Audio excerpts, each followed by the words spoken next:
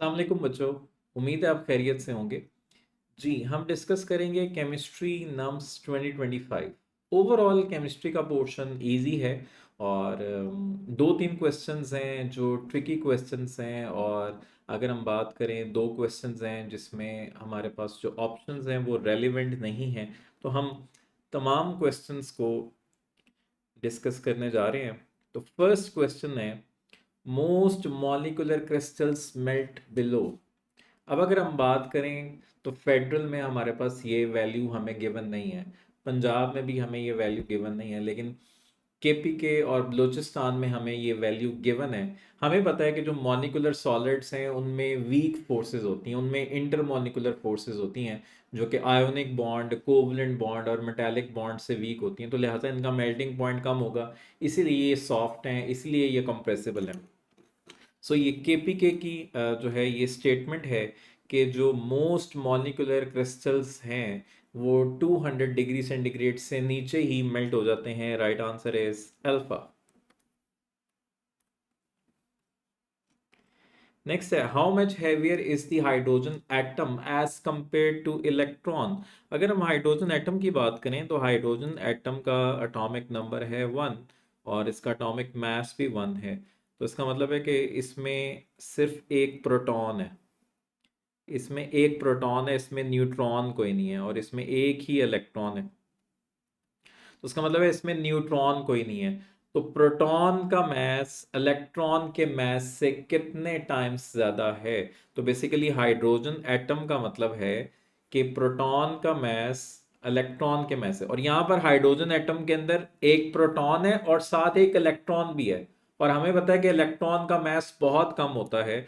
Electron का मास कितना है? 9.1 मल्टीप्लाई बाय 10⁻⁻31 kg, जबकि प्रोटॉन का मास होता है 1.67 मल्टीप्लाई बाय 10⁻⁻27 kg। तो अगर हम बात करें, प्रोटॉन का मास इलेक्ट्रॉन के मास से 1836 टाइम्स ज़्यादा होता है, लेकिन यहाँ पर कोई 1836 वैल्यू नहीं है। लेकिन हाइड्रोजन एटम में प्रोटॉन के साथ एक इलेक्ट्रॉन भी मौजूद है, तो उसका भी थोड़ा सा मास है। दैट्स वाई ये जो वैल्यू है ये 1836 से थोड़ी सी ज़्यादा होगी। That is 1837 times heavier than electron. Right answer is Charlie. The value of equilibrium constant for the decomposition of ozone at 25 degree centigrade. तो ये वैल्यू गिवन है पंजाब में। So decomposition of ozone की जो Kc वैल्यू है that is 10 raised to power 55 at 25 degree centigrade. Right answer is alpha. Next है, a reaction is first order with respect to A and third order with respect to B. The rate equation is, तो rate equation आपने खुद से बना लेनी है। तो वो क्या कह रहे हैं कि जो रिएक्शन है वो फर्स्ट ऑर्डर है विद रिस्पेक्ट टू ए। इसका मतलब है ए की जो कंसंट्रेशन है इसकी पावर आपने 1 लेनी है, एंड थर्ड ऑर्डर है विद रिस्पेक्ट टू बी, और बी की जो पावर है वो 3 है। तो ओवरऑल आपके पास रेट इक्वेशन क्या बनेगी? रेट इज इक्वल्स टू के ए की पावर 1, और 1 नहीं लिखते होते, और बी की पावर है 3। Right answer is Charlie. For a reaction, A gives product if concentration of A is doubled, product increases 4 times. तो प्रोडक्ट बनने का जो रेट है, प्रोडक्ट इंक्रीजेस का मतलब है कि प्रोडक्ट बनने का रेट, तो जो रेट है वो 4 टाइम्स इंक्रीज हो रहा है। सो बेसिकली ये मेरे पास रेट है और ये मेरे पास है कंसंट्रेशन। तो कंसंट्रेशन की मैं क्या पावर लूँ? तो हमने क्या किया, हमने कंसंट्रेशन को डबल किया।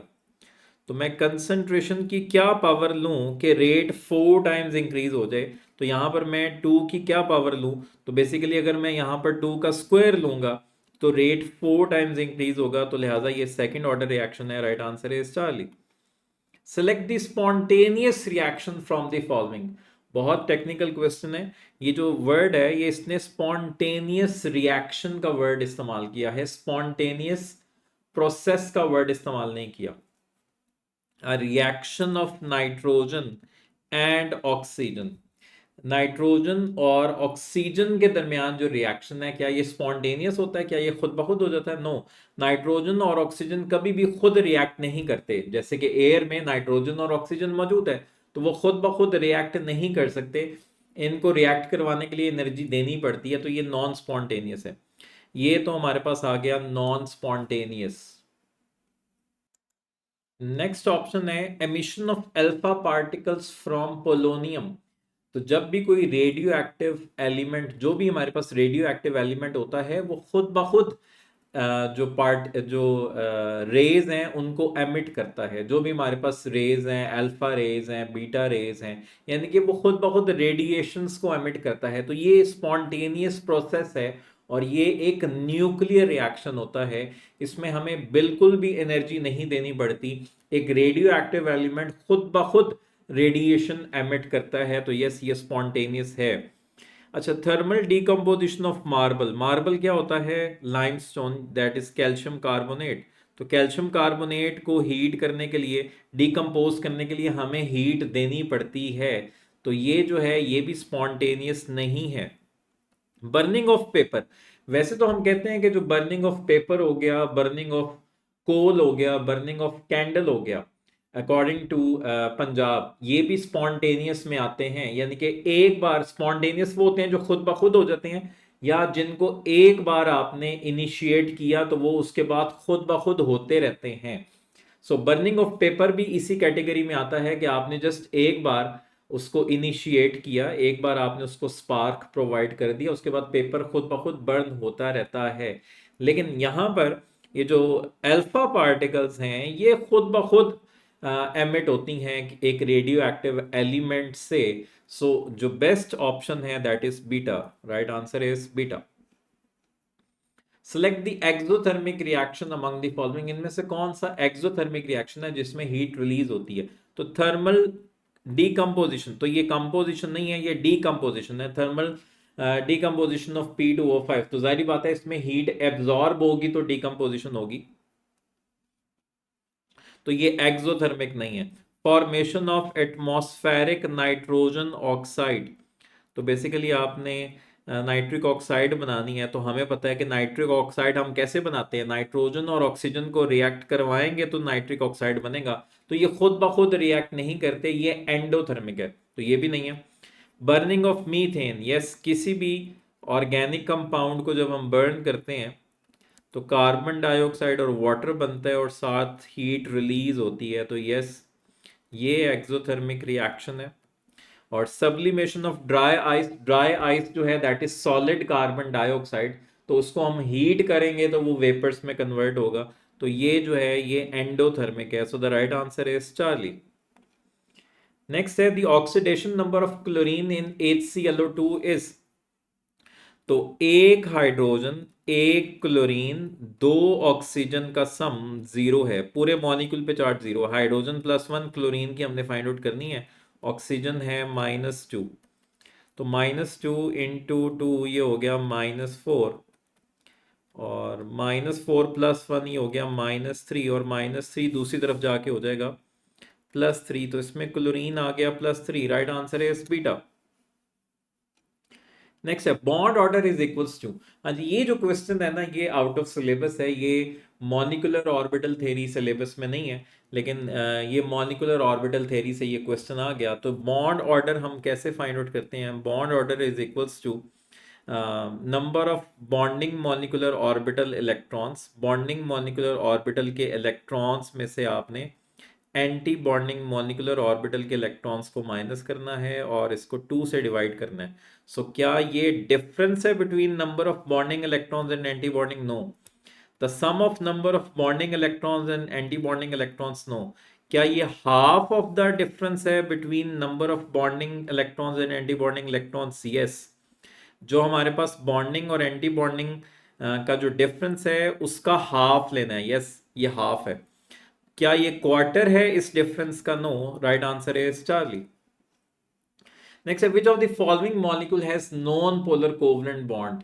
हाँ जी, ये जो क्वेश्चन है ना, ये थोड़ा सा इसकी थोड़ी सी स्टेटमेंट जो है वो खराब है, और या क्वेश्चंस की स्टेटमेंट के अकॉर्डिंग हमारे पास चॉइसेस जो हैं वो गिवन नहीं है। मीथाइल क्लोराइड जो है, इसमें हमारे पास जो है वो पोलर कोवलेंट बॉन्ड मौजूद है, और ओवरऑल ये मॉलिक्यूल भी पोलर है। मीथाइल क्लोराइड जो है, इसमें कार्बन और क्लोरीन में इलेक्ट्रोनेगेटिविटी डिफरेंस मौजूद है, तो लिहाजा इसमें पोलर कोवलेंट बॉन्ड मौजूद है। और कार्बन और हाइड्रोजन में भी थोड़ा सा इलेक्ट्रोनेगेटिविटी डिफरेंस है, मतलब कार्बन की इलेक्ट्रोनेगेटिविटी है 2.5, क्लोरीन की है 3.1, हाइड्रोजन की है 2.1। तो यानी कि इनमें इलेक्ट्रोनेगेटिविटी डिफरेंस है, कार्बन क्लोरीन में इलेक्ट्रोनेगेटिविटी डिफरेंस है, तो ये बॉन्ड पोलर है, और ओवरऑल ये मॉलिक्यूल भी पोलर है। इसी तरह मेथनॉल की अगर हम बात करें, तो मेथनॉल में कार्बन और ऑक्सीजन में भी इलेक्ट्रोनेगेटिविटी डिफरेंस है, ऑक्सीजन हाइड्रोजन में भी इलेक्ट्रोनेगेटिविटी डिफरेंस है। ऑक्सीजन की इलेक्ट्रोनेगेटिविटी है 3.5, कार्बन की 2.5 और हाइड्रोजन की 2.1। तो इसमें भी बॉन्ड्स पोलर हैं, और ओवरऑल ये मॉलिक्यूल भी पोलर है। कार्बन डाइऑक्साइड में जो इंडिविजुअल बॉन्ड्स हैं वो पोलर हैं, 2.5, 3.5 एंड 3.5। तो इसमें इंडिविजुअल बॉन्ड्स जो हैं वो तो पोलर हैं, लेकिन ओवरऑल मॉलिक्यूल जो है वो नॉन पोलर है। टेट्राक्लोरोमीथेन, टेट्राक्लोरोमीथेन में जो इंडिविजुअल बॉन्ड्स हैं वो तो पोलर हैं, लेकिन ओवरऑल ये नॉन पोलर मॉलिक्यूल है। तो अगर हम ये सारी ऑप्शंस को देखें, तो किसी में भी हमारे पास purely non polar covalent bond नहीं है। सो बेसिकली ये जो क्वेश्चन है ना, ये थोड़ा सा खराब है, ये क्वेश्चन में मसला है, इसकी स्टेटमेंट करेक्ट नहीं है। सो इन सब में पोलर बॉन्ड्स मौजूद हैं। सो इसका राइट आंसर क्या होगा? तो ये तो नम्स जो है वही इसको डिक्लेयर करेगा कि इसका राइट आंसर क्या होगा, लेकिन ये जो ऑप्शंस हैं ये कोई भी स्टेटमेंट के मुताबिक नहीं है। इन सब में हमारे पास जो है वो नॉन पोलर कोवलेंट बॉन्ड, इन सब में हमारे पास पोलर कोवलेंट बॉन्ड मौजूद है। और सबसे कम जो इलेक्ट्रोनेगेटिविटी डिफरेंस है वो कार्बन और हाइड्रोजन में है। तो कार्बन हाइड्रोजन सबसे कम इलेक्ट्रोनेगेटिविटी डिफरेंस है, क्योंकि जब हम इलेक्ट्रोनेगेटिविटी डिफरेंस की बात करते हैं कि जब हमारे पास इलेक्ट्रोनेगेटिविटी डिफरेंस जो है वो 0 से 0.3 तक होगा, तो वो हमारे पास नॉन पोलर कोवलेंट बॉन्ड होगा। और जब इलेक्ट्रोनेगेटिविटी डिफरेंस जो है वो 0.3 से लेके 1.7 तक होगा, तो वो 1.7 से कम होगा, 1.6 होगा, तो ये हमारे पास पोलर कोवलेंट बॉन्ड होगा।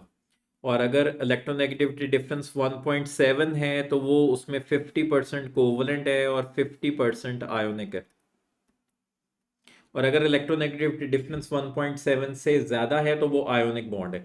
तो अगर हम इलेक्ट्रोनेगेटिविटी डिफरेंस की बेस पे बात करें, कार्बन हाइड्रोजन में इलेक्ट्रोनेगेटिविटी डिफरेंस सबसे कम है, तो वो तो मीथाइल क्लोराइड में भी कार्बन हाइड्रोजन बॉन्ड है और मेथनॉल में भी कार्बन हाइड्रोजन बॉन्ड है। सो इसकी बेस्ट ऑप्शन जो है वो यहाँ पर कोई भी नहीं बनती, क्योंकि किसी में भी जो है वो हमारे पास नॉन पोलर कोवलेंट बॉन्ड मौजूद नहीं है। नेक्स्ट है, which of the following alcohols will give oily layer upon heating? तो ये बेसिकली हमारे पास है ल्यूकस टेस्ट। तो जब आपने टर्शरी अल्कोहल्स, सेकेंडरी अल्कोहल्स और प्राइमरी अल्कोहल्स में डिफ्रेंशिएट करना होता है, तो हम ल्यूकस टेस्ट परफॉर्म करते हैं, तो जिसमें हम HCl और जिंक क्लोराइड ऐड करते हैं, तो इसमें हमारे पास अल्काइल हेलाइड की ऑयली लेयर बनती है। तो अगर ऑयली लेयर फौरी बन जाए तो वो टर्शरी अल्कोहल है, 5 से 10 मिनट में बने तो सेकेंडरी अल्कोहल है, और अगर सिर्फ हीट करने पे बने तो वो प्राइमरी अल्कोहल है। तो यहाँ पर वो कह रहा है वो कौन सी अल्कोहल है जो ऑयली एयर बनाती है सिर्फ हीट करने पे, दैट इज प्राइमरी अल्कोहल। और यहाँ पर जो प्राइमरी अल्कोहल है वो सिर्फ इथाइल अल्कोहल है, एथानॉल है। 2 ब्यूटानॉल जो है that is secondary alcohol. 2 methyl 2 butanol is tertiary alcohol. 3 methyl 2 butanol is secondary alcohol. Right answer is delta. Formalin is a mixture of, हाँ जी, ये पंजाब की टेक्स्ट बुक में गिवन है। फॉर्मेलिन मिक्सचर है 40% फॉर्मल्डिहाइड का, 8% methyl alcohol and 52% water. Right answer is alpha. Polymerization of formaldehyde and acetaldehyde occurs in the presence of. तो ये हम बात करते हैं कि ये एसिड कैटेलाइज्ड रिएक्शंस हैं एल्डिहाइड्स और कीटोन्स के। तो फॉर्मल्डिहाइड की जब हम पॉलीमराइजेशन करते हैं तो ये बनता है मेटाफॉर्मल्डिहाइड। तो इसको हम ट्राइमर भी कहते हैं क्योंकि इसमें हम तीन मोनोमर्स इस्तेमाल करते हैं।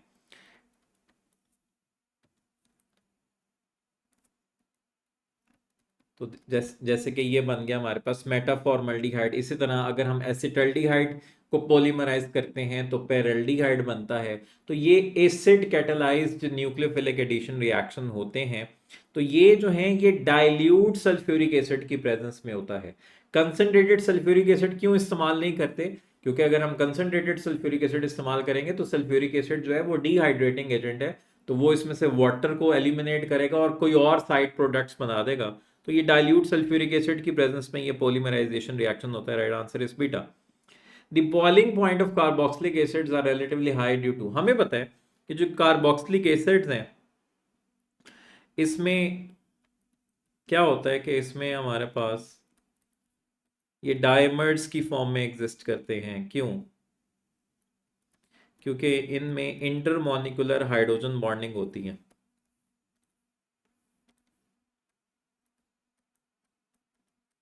सो इसका पार्शियल पॉजिटिव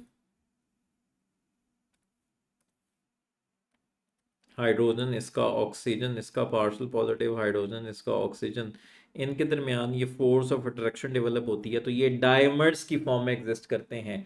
तो जो हमारा पैरामीटर है ना बॉइलिंग पॉइंट के लिए वो है intermolecular forces. Boiling point depend करता है इंटरमॉलिक्यूलर फोर्सेस पे। सो इंटरमॉलिक्यूलर फोर्सेस सबसे पहला हमारा पैरामीटर होगा। इसका मतलब है कि इनमें इंटरमॉलिक्यूलर हाइड्रोजन बॉन्डिंग होती है। तो सबसे ज्यादा जो हाइड्रोजन बॉन्डिंग होती है वो कार्बोक्सिलिक एसिड्स में होती है, उससे कम अल्कोहल्स में होती है, और उससे कम एल्डिहाइड्स कीटोन्स में होती है, और लास्ट पर ईथर्स होती हैं। ईथर्स जो हैं वो हाइड्रोजन बॉन्डिंग शो नहीं करते। तो लिहाजा इंटरमॉलिक्यूलर हाइड्रोजन बॉन्डिंग की वजह से इनका बॉइलिंग पॉइंट ज्यादा होता है। इंटरमॉलिक्यूलर ऑक्सीजन बॉन्डिंग ऐसी कोई बॉन्डिंग नहीं होती, ये कोई बॉन्डिंग आपने नहीं पढ़ी। इंटरमॉलिक्यूलर कार्बन बॉन्डिंग, ये भी कोई आपने बॉन्डिंग नहीं पढ़ी। इंक्रीज्ड मॉलिक्यूलर मास, ये बाद की बात है। पहले वाली बात क्या है? पहला पैरामीटर क्या है कि इंटरमॉलिक्यूलर फोर्सेस स्ट्रांग है। So the right answer is delta. Carboxylic acids reacts with metal carbonate, the colorless gas evolved is। जब भी हम किसी एसिड को कार्बोनेट के साथ रिएक्ट करवाते हैं तो हमेशा कार्बन डाइऑक्साइड गैस इवॉल्व होती है। Right answer is Charlie. Which of the following compound will react with 2,2-dimethyl propanoic acid to produce ester? तो आप एसिड को, propanoic acid is carboxylic acid, तो आप एसिड को किसके साथ रिएक्ट करवाओगे कि एस्टर बन जाए? तो हमें पता है जब भी हम कार्बोक्सिलिक एसिड्स को अल्कोहल के साथ रिएक्ट करवाते हैं तो एस्टर बनता है। तो यहां पर हमारे पास अल्कोहल है, ethanol. Right answer is Charlie. The most abundant protein in animal kingdom forming 25 to 35% of body proteins is are। तो इसमें ये पंजाब की स्टेटमेंट है कि जो एनिमल किंगडम में जो मोस्ट abundant प्रोटीन है वो सिंपल प्रोटीन्स हैं। Right answer is beta. Compound और कॉन्जुगेटेड प्रोटीन्स जो हैं ये एक ही प्रोटीन्स हैं। नेक्स्ट है protein present in connective tissue of human body is again. तो जो ये आपने बायो में भी पढ़ा होगा, कनेक्टिव टिश्यू में जो प्रोटीन प्रेजेंट होती है that is collagen. Right answer is beta. In human body ferritin is used to store. हाँ ये जो है ये क्वेश्चन जो है ये थोड़ा सा आपके लिए चैलेंजिंग हुआ होगा, ये आपके लिए चैलेंजिंग था क्योंकि ये जो है ऑलमोस्ट किसी भी टेक्स्ट बुक में नहीं था। तो मे बी कि आपने इसको बायो में पढ़ा होगा। Human body ferritin is use to store. तो फेरेटिन जो है ये आपने याद रखना है। फेरेटिन, फेरस, फेरस और फेरेटिन एक ही नाम है। तो इसको ह्यूमन बॉडी में ये इस्तेमाल होती है to store iron. Right answer is Charlie. In human body ceruloplasmin act as a carrier of. तो ये जो है एमडी कैट का पास पेपर का क्वेश्चन है। एज इट इज आ गया ऑप्शंस के साथ। एमडी कैट पास पेपर का क्वेश्चन है। In human body ceruloplasmin act as a carrier of copper. Right answer is Charlie. Predict the element with lowest ionization energy. हाँ जी, हमारे पास कौन कौन से एलिमेंट है? मैग्नीशियम है, और फिर इधर सिलिकॉन है, और फिर इधर फास्फोरस है, और फिर इधर आर्गॉन है। तो ये एक ही पीरियड के चार एलिमेंट्स हैं, ये सेम पीरियड से बिलोंग कर रहे हैं। तो हमें पता है left to right ionization energy increase होती है। तो वो पूछ रहा है किसकी सबसे कम है। तो जो लेफ्ट साइड पर होगा उसकी सबसे कम होगी, जो राइट साइड पर होगा उसकी सबसे ज्यादा होगी। तो मैग्नीशियम की सबसे कम है, right answer is alpha. Select the group two element which has the highest atomic radius. तो हमें पता है top to bottom atomic radius increase होता है। Beryllium, magnesium, calcium, strontium, barium, और लास्ट पे है रेडियम। तो इसमें हमारे पास सबसे जो लास्ट पर है दैट इज बेरियम। तो बेरियम का एटॉमिक रेडियस सबसे हाईएस्ट है, right answer is Charlie. Next है which of the following element has least boiling point. किसका बॉइलिंग पॉइंट लीस्ट है?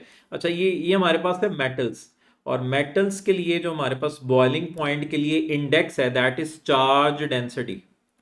चार्ज डेंसिटी या charge to size ratio.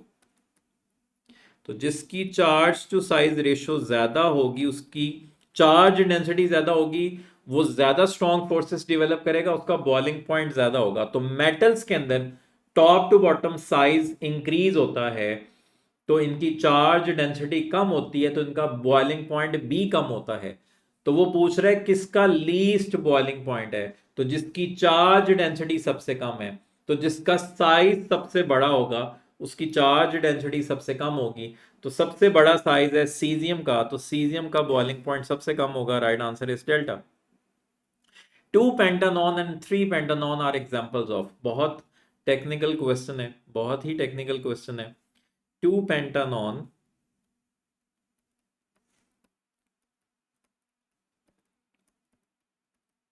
And three pentanone.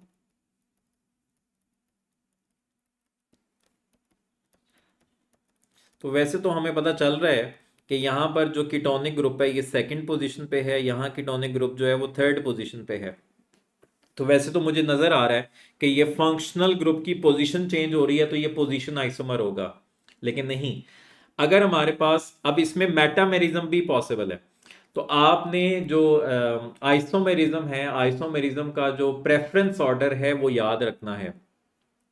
तो isomerism, अगर आपके पास एक कंपाउंड के अंदर एक से ज्यादा आइसोमेरिज्म एग्जिस्ट कर रहे हैं, तो उसमें प्रायोरिटी ऑर्डर आपने याद रखना है। टॉटोमेरिज्म का प्रायोरिटी सबसे ज्यादा है, उससे कम है फंक्शनल ग्रुप आइसोमेरिज्म की, उससे कम होगी मेटामेरिज्म की, उससे कम होगी चेन आइसोमेरिज्म की, और उससे लास्ट पर होगी पोजीशन आइसोमेरिज्म की। अब यहां पर पोजीशन आइसोमेरिज्म भी पॉसिबल है, इसमें पोजीशन आइसोमेरिज्म भी पॉसिबल है, और मेटामेरिज्म भी पॉसिबल है। वो कैसे? ये फंक्शनल ग्रुप है और ये फंक्शनल ग्रुप है, तो यहाँ फंक्शनल ग्रुप के एक तरफ दो कार्बन है और एक तरफ दो कार्बन है। फिर मैंने क्या किया, फंक्शनल ग्रुप के एक तरफ एक कार्बन कर दिया और एक तरफ तीन कार्बन कर दिए, तो ये अनइक्वल डिस्ट्रीब्यूशन होगी। तो यस, ये मेटामेरिज्म भी पॉसिबल है। सो मेटामेरिज्म और पोजीशन आइसोमेरिज्म में किसकी प्रायोरिटी ज्यादा है? मेटामेरिज्म की। तो लिहाजा ये एक दूसरे के मेटामर्स हैं, right answer is alpha. Which of the following will show optical isomerism. हाँ जी, ये वो क्वेश्चन है जिसमें एक से ज्यादा जो है वो राइट ऑप्शंस है। टू टू, तो ऑप्टिकल आइसोमेरिज्म वो शो करेगा जिसमें कायरल सेंटर मौजूद होगा, जिसमें कायरल कार्बन मौजूद होगा। कायरल कार्बन वो है जिसके साथ चारों डिफरेंट ग्रुप्स अटैच होते हैं। तो two two dihydroxy propanoic acid. तो हमें नजर आ रहा है कि इसमें हमने एक कार्बन के साथ दो सेम ग्रुप लगा दिए, तो इसमें तो कोई कायरल सेंटर मौजूद नहीं है। अच्छा, two hydroxy butane dioic acid. Two hydroxy butane dioic acid. तो यस, इसमें ये हमारा जो है ये कायरल सेंटर मौजूद है। तो ये जो कार्बन है इसके साथ चारों डिफरेंट ग्रुप्स अटैच हैं, O H, C O O H H, C H two O H. तो यस, इसमें कायरल सेंटर मौजूद है। ब्यूटानोइक एसिड में कोई कायरल सेंटर मौजूद नहीं है। Two hydroxy propanoic acid, yes, two hydroxy propanoic acid में भी जिसको हम लैक्टिक एसिड कहते हैं, इसमें भी कायरल सेंटर मौजूद है। तो इसमें ये जो कार्बन है इसके साथ चारों different groups, 2 hydroxy propanoic acid, इसके साथ इसमें इस कार्बन के साथ चारों डिफरेंट ग्रुप्स अटैच हैं। तो यस, इसमें भी कायरल सेंटर मौजूद है। तो इसमें भी कायरल सेंटर मौजूद है और इसमें भी कायरल सेंटर मौजूद है। तो ये दोनों ही ऑप्टिकल आइसोमेरिज्म शो करेंगे।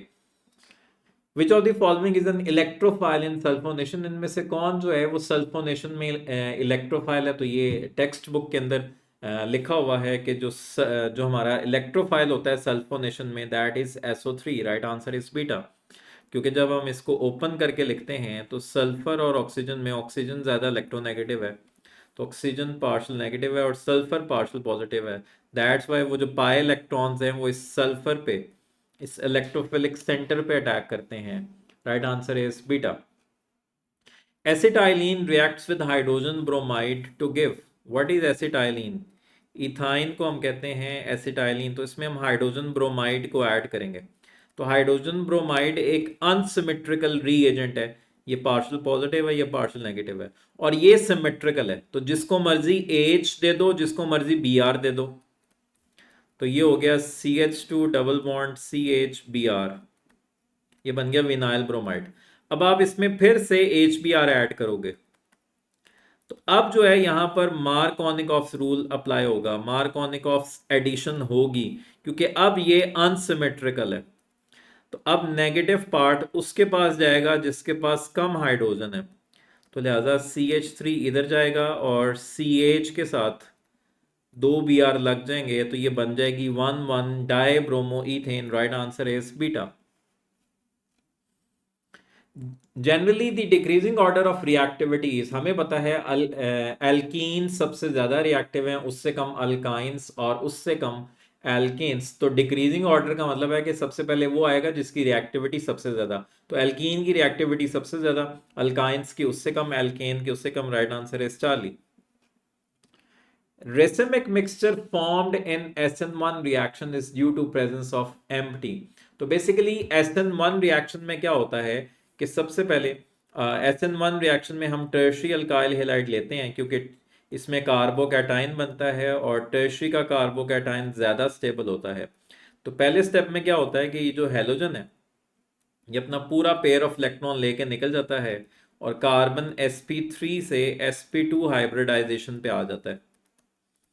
तो ये कार्बन जिसका एक इलेक्ट्रॉन कम हो गया, इस पे आ गया पॉजिटिव चार्ज और ये कार्बोकैटायन बन गया।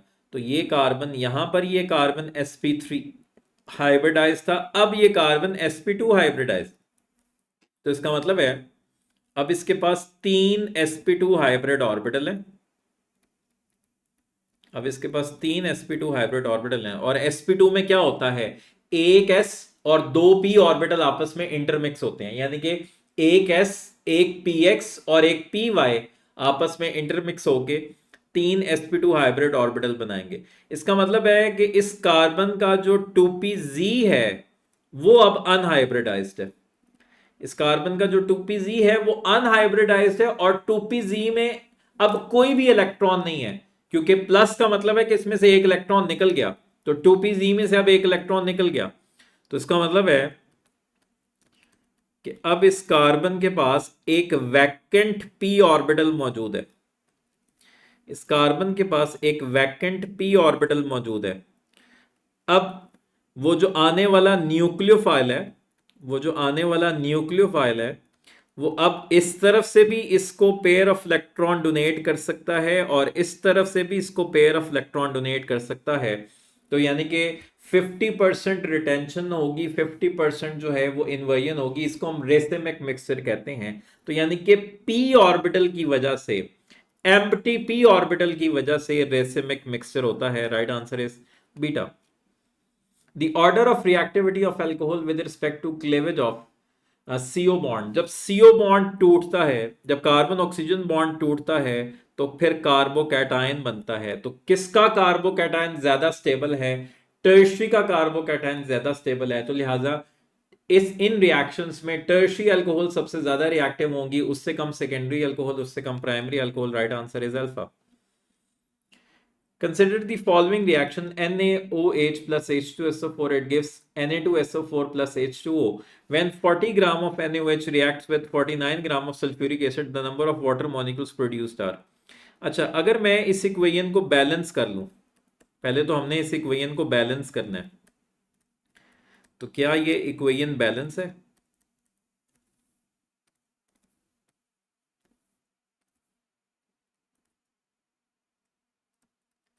क्या ये इक्वेशन बैलेंस है? नो, ये इक्वेशन बैलेंस नहीं है। इधर सोडियम 2 है और इधर सोडियम 1 है, तो इधर हम 2 से मल्टीप्लाई करेंगे। इधर से 2 हाइड्रोक्साइड आयन निकले, इधर से 2 हाइड्रोजन आयन निकले, तो ये 2 वाटर मॉलिक्यूल बनेंगे। तो अब ये इक्वेशन बैलेंस हुई है। तो बैलेंस केमिकल इक्वेशन में कोई भी लिमिटिंग रिएक्टेंट नहीं होता, दोनों रिएक्टेंट कंप्लीटली जो है यूटिलाइज हो जाते हैं। बैलेंस केमिकल इक्वेशन में कोई भी लिमिटिंग रिएक्टेंट नहीं होता। तो बैलेंस केमिकल इक्वेशन में एक मोल सोडियम हाइड्रोक्साइड का मास कितना होता है? 40 ग्राम। तो इसके 2 मोल्स हैं, तो बैलेंस केमिकल इक्वेशन में इसका मास है 80 ग्राम और बैलेंस केमिकल इक्वेशन में इसका मास है 98 ग्राम। तो वाटर के कितने मोल्स बन रहे हैं? वाटर के 2 मोल्स बन रहे हैं, तो यानी कि 2 मल्टीप्लाई बाय एवोगैड्रोस नंबर, तो इसमें 2 times of Avogadro's number molecules बनेंगे। तो वो आपको कह रहा है कि अगर हम सोडियम हाइड्रोक्साइड 40 ग्राम ले लें और सल्फ्यूरिक एसिड 49 ग्राम ले लें, तो वाटर के कितने मॉलिक्यूल्स बनेंगे? बहुत सिंपल है। तो आपको नजर आ रहा है कि आपने सोडियम हाइड्रोक्साइड को हाफ किया है और आपने सल्फ्यूरिक एसिड को भी हाफ किया है। तो अगर आप दोनों को हाफ कर रहे हो, इसका मतलब है अब भी कोई लिमिटिंग रिएक्टेंट नहीं है, अभी भी दोनों जो हैं वो कंप्लीटली यूटिलाइज हो जाएंगे। तो अगर आप इनके मैसेज को हाफ कर रहे हो, तो आप वाटर के मोल्स को भी हाफ कर दो, तो वाटर का 1 मोल बनेगा। तो 1 मोल में कितने मॉलिक्यूल्स होंगे? 6.02 multiply by 10 raised to power 23। Right answer is alpha. The number of electrons in a subshell can be calculated by the formula. एक सबशेल में कितने इलेक्ट्रॉन्स आ सकते हैं? इसका फार्मूला है 2 into 2l plus 1। Right answer is delta. और 2 को अगर हम अंदर दोनों के साथ मल्टीप्लाई करते हैं तो ये हो जाएगा 4l प्लस 2। ये भी हो सकता है। नेक्स्ट है when 5d orbital is complete the entering electron goes into। तो ये बेसिकली आपने सॉल्व करना है n प्लस l वैल्यू से। तो इसकी n प्लस l वैल्यू क्या है? 5 और d के लिए l की वैल्यू है 2, तो ये 5 प्लस 2 ये आ गया 7। तो अब आप देखो इनमें से किसकी वैल्यू 7 है या 8 है? पहले आपने 7 को देखना है। 6 प्लस 0 6, 6 प्लस 1 7, 6 प्लस 2 8 और 6 प्लस 3 9। तो अब आपने देखना है कि किसकी वैल्यू 7 है। तो इसकी भी वैल्यू 7 है और इसकी भी वैल्यू 7 है। तो जब आपके पास दो same n plus l values मौजूद हों, तो उसकी एनर्जी ज्यादा होगी जिसका शेल नंबर बड़ा होगा। तो 5 का शेल नंबर छोटा है तो इसकी एनर्जी कम है, और 6 ये शेल नंबर बड़ा है तो इसकी एनर्जी ज्यादा है। तो 5d के बाद अगली जो n प्लस l वैल्यू जो सेम आ रही है हमारे पास वो 7 आ रही है, और चूंकि इसका शेल नंबर इससे ज्यादा है, उसका मतलब है इसकी एनर्जी इससे ज्यादा है। तो 5d के बाद इलेक्ट्रॉन जाएगा 6p में। Right answer is beta. Which of the following relationship is correct for kinetic energy of gases? तो एक मॉलिक्यूल के लिए जो काइनेटिक एनर्जी का फार्मूला है दैट इज 3/2 RT/NA। तो ये एक मॉलिक्यूल के लिए है। तो जब भी एवोगैड्रोस नंबर डिनोमिनेटर में है तो इसका मतलब है कि ये एक मॉलिक्यूल के लिए है, और अगर एक मोल की बात होगी तो फिर यहां पर एवोगैड्रोस नंबर नहीं होगा। सो काइनेटिक एनर्जी का क्या फार्मूला है? 3RT/2NA। Right answer is beta. The fourth state of matter, matter की जो फोर्थ स्टेट है वो क्या है? मैटर की फोर्थ स्टेट है plasma. Right answer is delta. Which factor does not affect the rate of evaporation? पहले तो आप ये डिसाइड कर लो कि कौन से इफेक्ट करते हैं रेट ऑफ इवेपोरेशन को, कौन सा फैक्टर इफेक्ट करता है? Surface area, yes. अगर सरफेस एरिया ज्यादा होगा इवेपोरेशन का रेट ज्यादा होगा, सरफेस एरिया कम होगा इवेपोरेशन का रेट कम होगा। Temperature, yes, temperature rate of evaporation को अफेक्ट करता है। अगर टेम्परेचर ज्यादा करेंगे इवेपोरेशन का रेट ज्यादा होगा, टेम्परेचर कम होगा इवेपोरेशन का रेट कम होगा। इंटरमोलिकुलर फोर्सेस, यस, अगर स्ट्रॉन्ग इंटरमोलिकुलर फोर्सेस हैं तो रेट ऑफ इवेपोरेशन कम होगा, अगर वीक इंटरमोलिकुलर फोर्सेस में रेट ऑफ इवेपोरेशन ज्यादा होगा, तो पीछे एक ही ऑप्शन बची, अमाउंट ऑफ लिक्विड। तो अमाउंट ऑफ लिक्विड पे डिपेंड नहीं करता rate of evaporation. Amount of liquid कम हो या ज्यादा हो, इवेपोरेशन के रेट पे कोई फर्क नहीं पड़ेगा। Next, which of the following is responsible for the low boiling point of diethyl ether as compared to water? तो वाटर में हाइड्रोजन बॉन्डिंग होती है, जबकि डाईइथाइल ईथर, ईथर्स जो हैं वो हाइड्रोजन बॉन्डिंग शो नहीं करते। इसका मतलब ईथर में वीक इंटरमोलिकुलर फोर्सेस होती हैं, यानी कि इसमें भी जो हमारा पैरामीटर है बॉइलिंग पॉइंट के लिए, जो पैरामीटर है वो इंटरमोलिकुलर फोर्सेस हैं, तो इसमें वीक इंटरमोलिकुलर फोर्सेस होती हैं। यस। क्या इसकी सरफेस टेंशन ज्यादा होती है? No, surface tension, vapour pressure, ये बात की बातें हैं। वैसे इसकी जो सरफेस टेंशन है वो कम होगी क्योंकि इसमें वीक फोर्सेस होती हैं। इसका वेपर प्रेशर जो है वो ज्यादा होगा, कम नहीं होगा। और वेपर प्रेशर किस वजह से ज्यादा होगा? वीक इंटरमोलिकुलर फोर्सेस की वजह से। तो असल जो हमारा पैरामीटर है वो इंटरमोलिकुलर फोर्सेस है। Right answer is alpha. Hydrogen bonding does not exist in, hydrogen bonding किस में एग्जिस्ट नहीं करती? हमें पता है हाइड्रोजन बॉन्डिंग प्रोटीन्स में होती है। प्रोटीन्स का जो सेकेंडरी स्ट्रक्चर है, अल्फा हेलिकल स्ट्रक्चर है, वो हाइड्रोजन बॉन्डिंग की वजह से डेवलप मेंटेन्ड है। अल्कोहल्स में हाइड्रोजन बॉन्डिंग होती है, लिक्विड एचएफ में भी हाइड्रोजन बॉन्डिंग होती है, SiH4 में हाइड्रोजन बॉन्डिंग नहीं होती। The factor that affects the latest energy, तो लेटेस्ट एनर्जी किस फैक्टर पे डिपेंड करती है? चार्ज टू साइज रेशो पे, चार्ज डेंसिटी पे। अगर चार्ज टू साइज रेशो ज्यादा तो लेटेस्ट एनर्जी ज्यादा। तो अगर हम बात करें, एक मेरे पास सोडियम आयन है और एक मेरे पास पोटेशियम आयन है, तो किसकी लेटेस्ट एनर्जी ज्यादा है? सोडियम आयन की लेटेस्ट एनर्जी ज्यादा है क्योंकि इसका स्मॉल साइज है, तो इसकी चार्ज डेंसिटी ज्यादा है। शील्डिंग इफेक्ट पे डिपेंड नहीं करती, क्रिस्टल स्ट्रक्चर पे डिपेंड नहीं करता, एटॉमिक रेडियस पे नहीं। Right answer is alpha, charge to size ratio. और लास्ट क्वेश्चन है, the shape of the crystal lattice depends upon, crystal lattice की शेप किस पे डिपेंड करती है? पहला है साइज ऑफ द पार्टिकल, क्या साइज ऑफ द पार्टिकल पे डिपेंड करती है? नो। जैसे कि हमें पता है, ये पंजाब की भी स्टेटमेंट है, हमें पता है कि अगर हमारे पास डिफरेंट डिफरेंट आयोनिक कंपाउंड्स हैं और उनकी रेडियस रेशियो अगर सेम है तो उनकी ज्योमेट्री भी सेम होगी। तो सोडियम क्लोराइड और सीजियम फ्लोराइड की रेडियस रेशियो सेम है, तो इसका मतलब है इनमें तो पार्टिकल्स का साइज डिफरेंट है, तो फिर ज्योमेट्री सेम कैसे होगी? No, size of the particles पे नहीं। नेचर ऑफ द पार्टिकल्स, क्या नेचर ऑफ द पार्टिकल्स पे डिपेंड करती है? नो। जैसे कि सोडियम क्लोराइड भी क्यूबिकल है, डायमंड भी क्यूबिकल है, तो पार्टिकल्स की नेचर ही डिफरेंट है। उसमें पार्टिकल्स एटम है, उसमें पार्टिकल्स आयंस है, तो दोनों की जो शेप है, दोनों का जो क्रिस्टल है वो क्यूबिकल है, तो नेचर ऑफ द पार्टिकल्स पे भी डिपेंड नहीं करती। Size of the unit cell, no, shape of the unit cell पे डिपेंड करेगा। यूनिट सेल का साइज छोटा कर लो या बड़ा कर लो, क्यूब छोटा हो या क्यूब बड़ा हो, ओवरऑल उसने बड़ा क्यूब बन जाना है।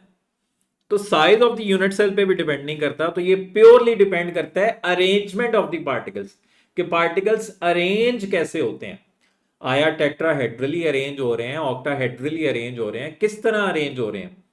मतलब उनमें जो यूनिट सेल डायमेंशंस हैं वो क्या हैं, उनमें ए बी सी के दरमियान जो है, जो ए बी सी हैं, आया जो लेंथ्स हैं वो क्या हैं? क्या तीनों साइड्स बराबर हैं? तीनों साइड्स बराबर नहीं है, उनमें एंगल्स क्या हैं? तो पार्टिकल्स किस तरह अरेंज हो रहे हैं इस पे डिपेंड करता है कि उसकी शेप क्या होगी। सो the right answer is Charlie. So this is all about nums chemistry 2025। तो उम्मीद है कि आपके जो डाउट्स हैं वो क्लियर हुए होंगे। तो एक दो क्वेश्चंस हैं जो हमने डिस्कस किए, तो उसमें एक से ज़्यादा ऑप्शंस हैं और एक में जो है वो कोई भी ऑप्शन करेक्ट नहीं है, तो उसके लिए जो है वो नम्स ही डिसाइड करेगा कि उन्होंने कौन सा करेक्ट ऑप्शन जो है उसका करेक्ट आंसर क्या होगा। ओके जी, wish you good luck. Allah हाफिज़।